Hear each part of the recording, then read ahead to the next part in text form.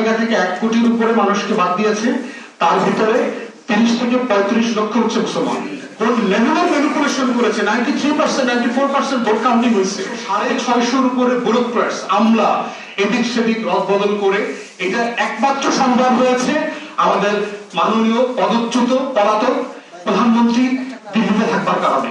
যেখানে গতকালকে রাতের ফলাফল যেটা হয়েছে বিজেপি সারা ভারতে 3-4টা স্টেট ছাড়া almost every state and union territory যেটা আছে সেখানে BJP has been taken over এবং ব্রুটালি করেছে। হাসিনার কাছ থেকে তারা ট্রেনিং নিয়েছে। বিজেপি এত স্মার্ট ছিল না। গত 2 বছর হাসিনার কাছ থেকে তারা প্রচুর টিসি টিএস তার দিয়ে শব্দদারি করছে। এগুলো করে করে তারা শিখছে যে কিভাবে একটা ইলেকশন মোবিলাইজ করতে হয়, কারণ এই শব্দদারি সে আগে করে নাই। তো সেই বাস্তবতায় আমরা দেখতে পাচ্ছি যে কিভাবে মানে কোন লেভেলের ম্যানিপুলেশন করেছে। 93% 94% ভোট কাউন্টিং হয়েছে। এটা সোনা বাংলায় সম্ভব। এত পানি, বৃষ্টি, নদী, খাল, ডালপালা, রাস্তাঘাট ভালো না, মানুষের কোনো কাম কাজ নাই, খালি ভোট দিচ্ছে। এতগুলো মানুষ যদি আপনি মাল্টিপ্লাই করেন, 2 মিনিট 3 মিনিট করে ভোট দিতে আসা, লাইনে দাঁড়ানো, 4টা 5টা মতো ভোট দিলে প্র্যাকটিক্যালি এত পরিমাণ মানুষ ভোট দেওয়া সম্ভব হতো। এটা সিম্পল ম্যাথে কভার করে না।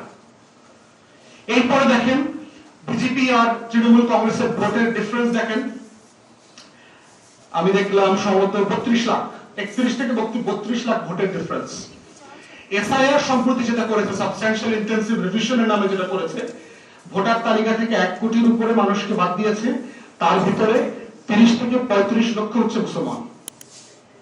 এবং এই মুসলমানরা 293টা আসনের ভিতরে 130টা আসনে ডিসাইসিভ ফ্যাক্টর আকারে কাজ করে।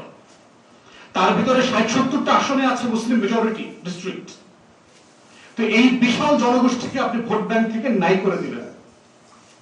থার্ড যেটা করেছে, টোটাল ল এনফোর্সমেন্ট এজেন্সি কেন্দ্র থেকে ফোর্স পাঠাইছে। সেন্ট্রাল গভর্নমেন্ট দিল্লি থেকে 2.5 লক্ষ ফোর্স পাঠাইছে টোটাল নির্বাচনী আইন শৃঙ্খলা ম্যানেজ করবার জন্য।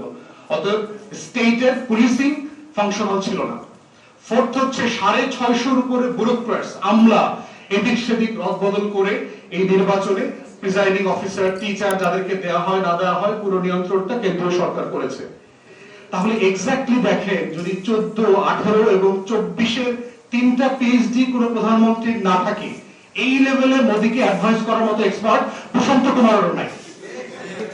এটা সিম্পল প্র্যাকটিক্যাল না। এটার জন্য যে লেভেলের অভিজ্ঞতা দরকার নির্বাচন করার, এই অভিজ্ঞতা ভারত সরকার, ভারত রাষ্ট্রে আর কারো কোনোদিন ছিল না। এটা প্র্যাকটিক্যালি পসিবল না। এটা একমাত্র সম্ভব হয়েছে আমাদের মাননীয় পদচ্যুত পলাতক প্রধানমন্ত্রী দিল্লিতে থাকবার কারণে। তিনি সরাসরি ক্লাস নিতে পারতেছেন, যেটা অন্য কোন ইউনিভার্সিটি থেকে মোদীর পক্ষে এই ক্লাস নেওয়া, এটা শেখা তার পক্ষে সম্ভব না।